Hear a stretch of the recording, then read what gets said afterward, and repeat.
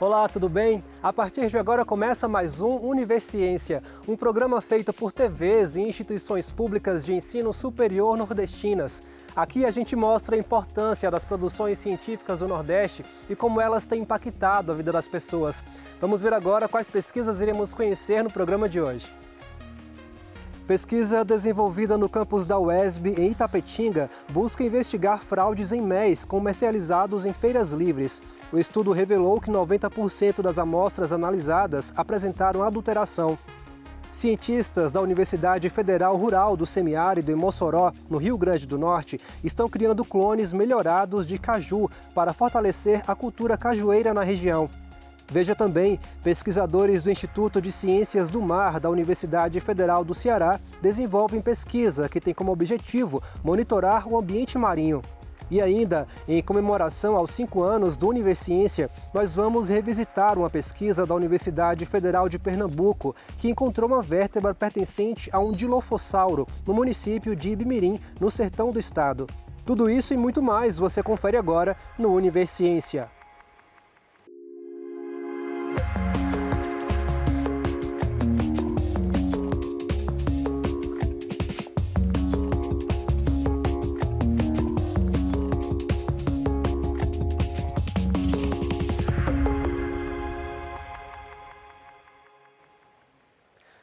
Pesquisadores da Universidade Estadual do Sudoeste da Bahia, campus de Itapetinga, investigam fraudes em MEs comercializados em feiras livres. O estudo revelou que 90% das amostras analisadas apresentaram adulteração. Vamos conferir.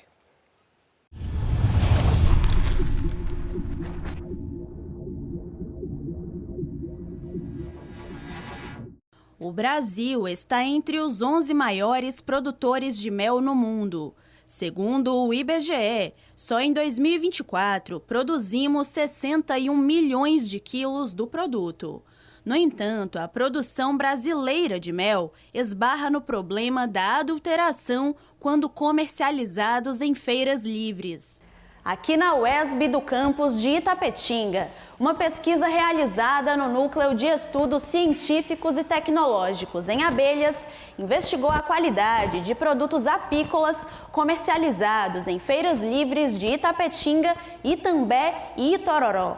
O estudo trouxe um resultado preocupante. 90% das amostras analisadas tinham uma mistura duvidosa de açúcares e amido. O mel pode ser adulterado de forma direta com a adição de xaropes ou de glicose e também de forma indireta, quando substâncias como açúcar comercial ou amido de milho são colocados no alimento das abelhas, o pólen. Então, a gente analisou por meio do teste de Lugol, que a gente verifica a presença de amido. A gente também faz outros testes, como reação de Jack-Smith, que esses são testes imediatos que a gente analisa a reação de amido e a presença também de açúcar, que é por meio do teste de Jack-Smith, né? E tem outros também que a gente já vai avaliar a deterioração, como o teste de acidez. Foram 10 tipos diferentes de pólens, sendo que apenas 3 deles estavam com selo e 3 deles entraram no padrão de umidade. Mas fizemos várias outras análises, como pH, acidez, proteína, lipídios, e todas essas outras análises entraram no padrão exigido, menos a de umidade, que para nós consumidores é a mais importante, porque precisamos saber o tempo de prateleira desse alimento. O consumidor não consegue identificar um mel adulterado facilmente, mas alguns sinais podem ser observados. Verificar se ele tem algum tipo de fermentação, se está apresentando aparecimento de bolhas, se tem impurezas, né, seja por parte do animal, seja por parte de impurezas da natureza ou por falta de manipulação. Segundo o coordenador da pesquisa, os problemas evidenciados alertam para a necessidade de uma fiscalização mais rigorosa, mas a entrega de um mel de qualidade também depende de um trabalho educativo junto aos produtores. E esse será o próximo passo do estudo. A gente vai trabalhar agora a questão da educação, né, da sociedade, né, fazer com que eles tenham um olhar um pouco mais clínico e seletivo quanto à qualidade dos produtos que estão sendo comercializados, né, E também trabalhar os feirantes, né, quanto à escolha dos seus fornecedores, né, e quanto às práticas de qualidade e boas práticas de manipulação desse produto nas suas bancas. No próximo bloco, você vai conhecer uma pesquisa que produz clones de caju na região do semiárido. O intervalo é rápido, a gente volta já já.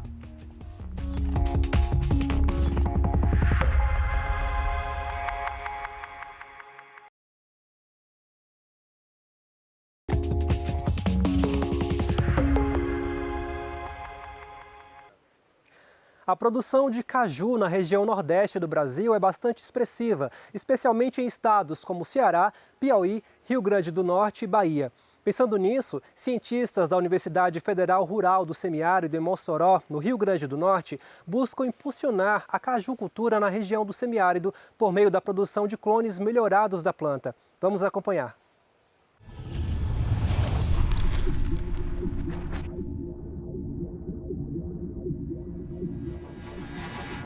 A pesquisa acontece na Fazenda Experimental Rafael Fernandes da UFESA, localizada na zona rural de Mossoró, e envolve o acompanhamento de 10 clones distintos de cajueiro, totalizando cerca de 200 plantas. Segundo o coordenador do projeto, professor Vander Mendonça, o estudo vai se desenvolver a longo prazo, tendo como foco a análise das características morfológicas e bioquímicas das plantas e frutos. Então, esse projeto, o BAG, Banca Ativa de Germoplasma, é um projeto que a gente tem em parceria com a Embrapa, Agroindústria Tropical, lá de Fortaleza, e eles nos doam esses materiais e a gente implantou aqui esses clones no ano passado e a gente vai acompanhar o desenvolvimento desses clones, tanto na parte de vegetativo, de crescimento de plantas, essas coisas, e colheita e pós-colheita de fruta. Então, é uma parceria que a gente tem, a UFESA com a Embrapa. A pesquisa é mais um trabalho desenvolvido pelo Grupo de Estudos,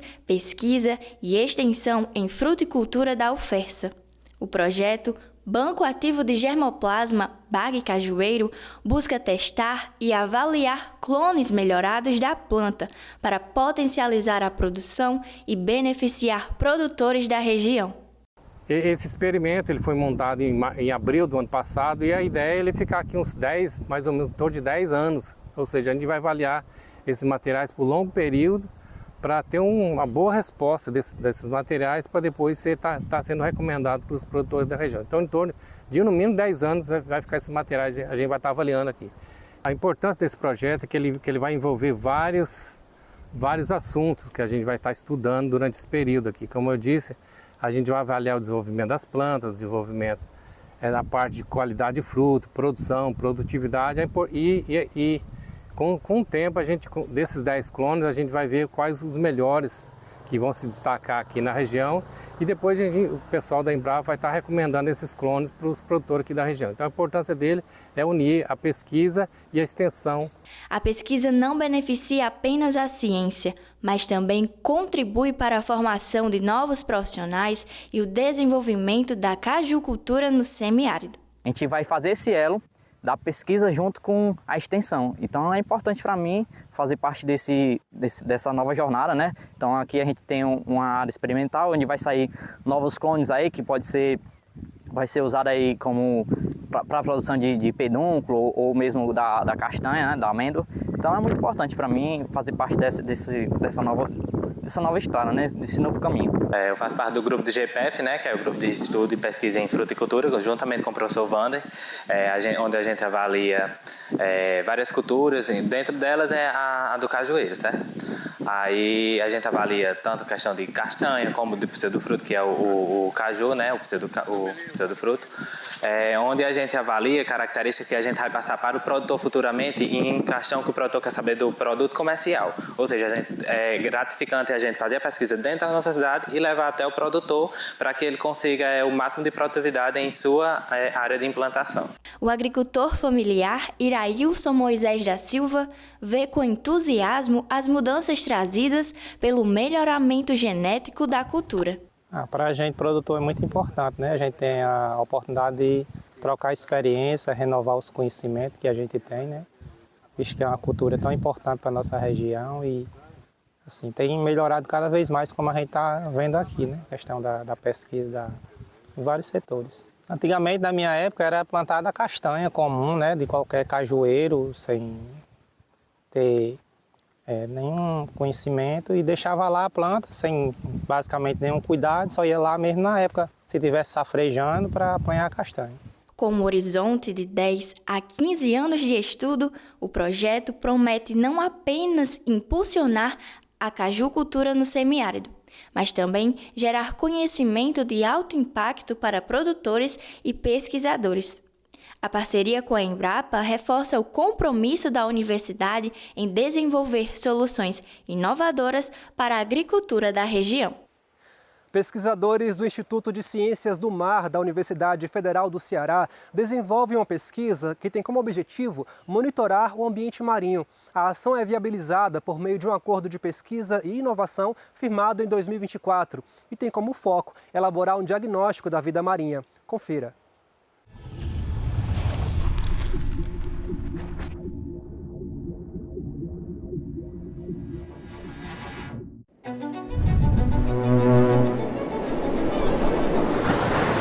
De energia limpa que pode ser fundamental para a transição energética do país. O hidrogênio verde só emite vapor de água e não deixa resíduos no ar. E o estado do Ceará reúne as condições para ser protagonista na produção desse combustível.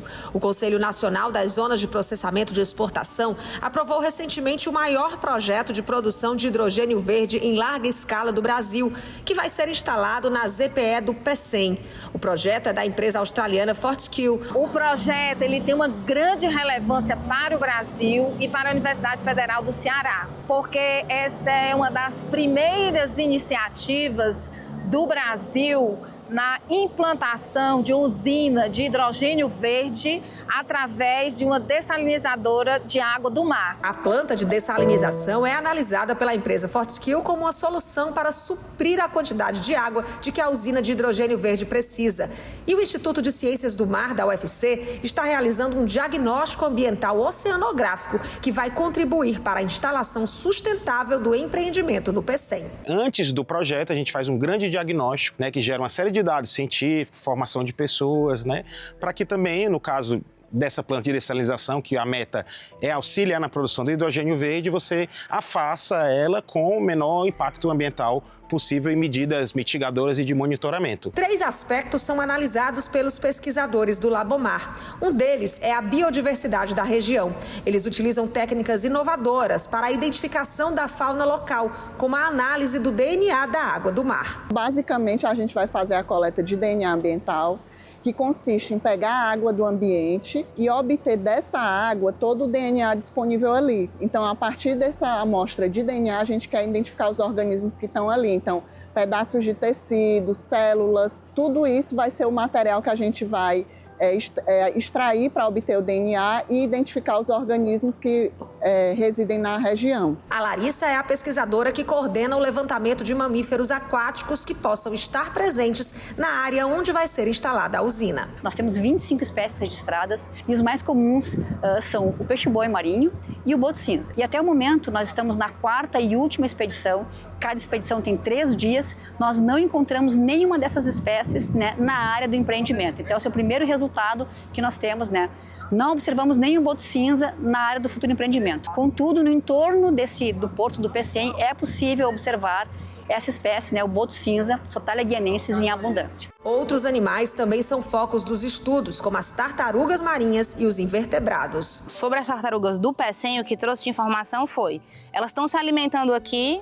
A gente achou tanto juvenil quanto adulta, que a gente já esperava, E com relação às desovas, a gente sabe que os ninhos todos do PECEM são de imbricata, que é a Eretmochelys imbricata, que é a tartaruga de pente, que é uma tartaruga criticamente ameaçada de extinção no Brasil e no mundo todo, A gente sabe que a obra é dentro do mar, Então a gente fica assim, esses estudos inclusive são extremamente importantes para que, caso ocorra algum problema na costa, os donos da Fortescue, que vão fazer o empreendimento, etc., eles já vão ter um plano backup de o que fazer. Vai transferir os ninhos? Não vai?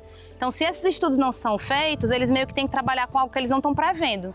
Mas uma vez prevendo, fica mais fácil mitigar os impactos. A gente já percebeu que tem muito molusco tem muito crustáceo e principalmente esponjas do mar. E também estrelas. Estrelas e parentes das estrelas do mar são ofiuros, né, que a gente chama. Então a gente já sabe que essa é uma fauna que é relativamente diversificada nessa região do empreendimento. O levantamento inclui ainda a ictiofauna, ou seja, o conjunto de peixes da região do Pecém. A gente faz esse monitoramento pelos BRUV, que são essas gaiolas acopladas com as GoPros e com as iscas que ficam filmando ali, né, os peixes que estão atrelados ao substrato, na coluna da água também. E a gente também está coletando alguns espécimes com os jangadeiros. Eles arrastam, eles pegam a rede de espera também e levam para o hotel. A gente faz a biometria, pesa tudo direitinho e consegue identificar nível de espécies.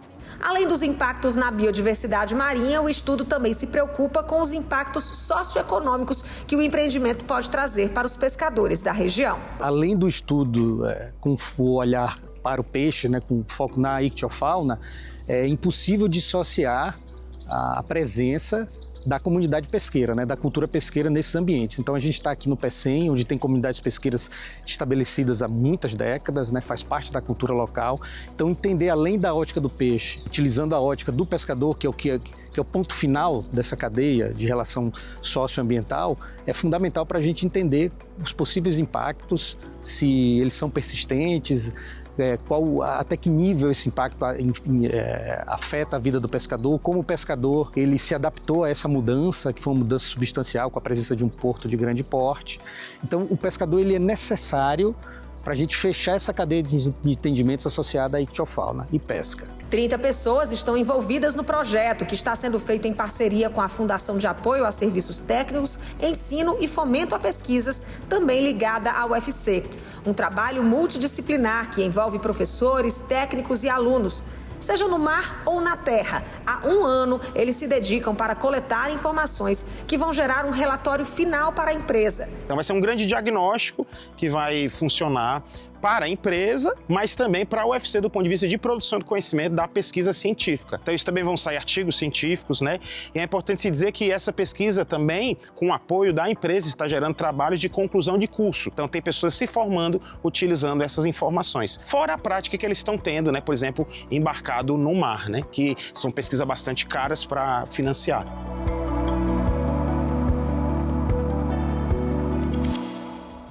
No próximo bloco, a gente segue revisitando pesquisas que fizeram a diferença no dia a dia das pessoas em celebração aos 5 anos de Univerciência. O nosso próximo destino é o estado de Pernambuco. O intervalo é rápido, a gente volta já.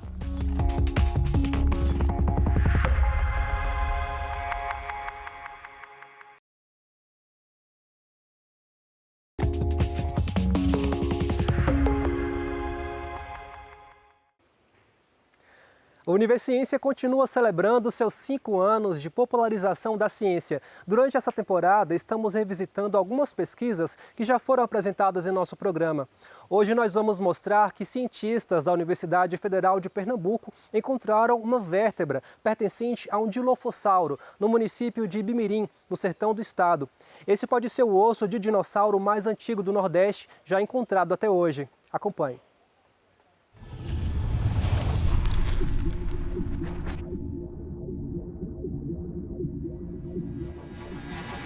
Então, os nossos trabalhos na formação Aliança, né, que é da Idade Jurássico, eles acontecem em função dos alunos, nossos alunos de mestrado, doutorado, né, e também alguma disciplina de campo da graduação, em que a gente faz excursões assim. Esse local onde foi encontrado e onde ocorre muito a formação Aliança é em Ibimirim, né, no centro do estado de Pernambuco.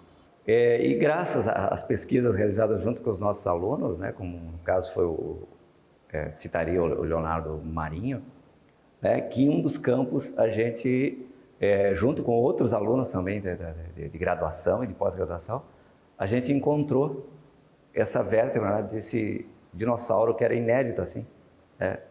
Jamais alguém tinha encontrado um dinossauro nessa formação, né?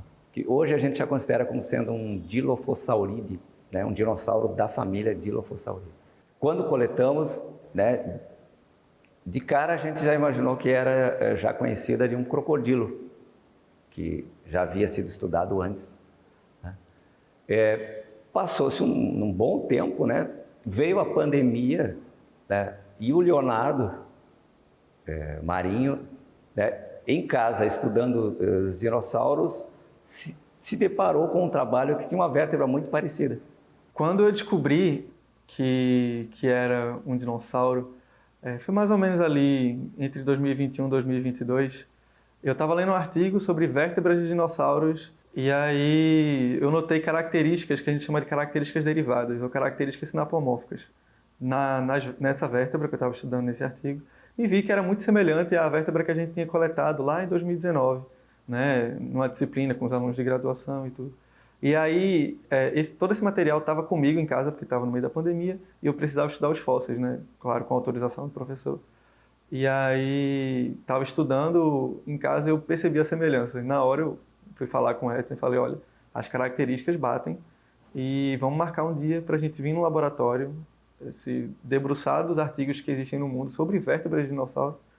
E aí a gente veio e conseguimos encaixar todas as características, assim, sabe? Perfeitas. Então, seria realmente o primeiro dinossauro da formação Aliança, assim como foi, que a gente publicou, né? Essa vértebra de dinossauro ela apresenta 3 características diferentes da vértebra de crocodilo. A primeira é o sulco ventral, né? A gente consegue ver essa quilha aqui, que só tem em dinossauros. A présiga apófice, apontada para a parte posterior da vértebra. E o processo transverso na parte anterior da vértebra. Todas as características que eu comentei da présiga apófice e do processo transverso serve para sustentar a musculatura do animal. A descoberta dos dinossauros, ela sempre tem um impacto. Às vezes um impacto até maior que outras áreas, né? No caso específico, a gente está trabalhando numa rocha jurássica, né? E o Jurássico, no mundo todo, ele não é bem representado assim, em termos de formações, né? São raras as formações dessa época, né? E encontrar dinossauros no Jurássico é ainda também bem mais raro, né? Porque ali a gente vai encontrar, no caso, aqueles dinossauros bem primitivos. Então, esse achado ele tem uma importância enorme porque ele, inclusive, sugere que essa formação Aliança ela ainda estaria em um contexto do supercontinente do Pangeia. A gente tendo um fóssil com as características assim de animais pangeicos, que chamam de ampla distribuição, então isso também nos traz uma pista sobre a idade dessa formação. Fiquei super feliz assim, de um fóssil extremamente importante, sem ser dinossauro, um fóssil extremamente importante, eu ter feito essa descoberta. Então, como geólogo, eu me sinto feliz por isso, por ter contribuído com todo o arcabouço acadêmico e científico que a geologia vem construindo no Nordeste. O Universiência de hoje fica por aqui. No próximo programa, traremos mais pesquisas inovadoras para a gente conhecer o que tem sido produzido nas instituições públicas de ensino superior nordestinas. Caso tenha alguma dúvida ou sugestão, envie um e-mail para universiencia@uesb.edu.br que a gente te responde em um próximo programa. Muito obrigado pela sua companhia. Até mais!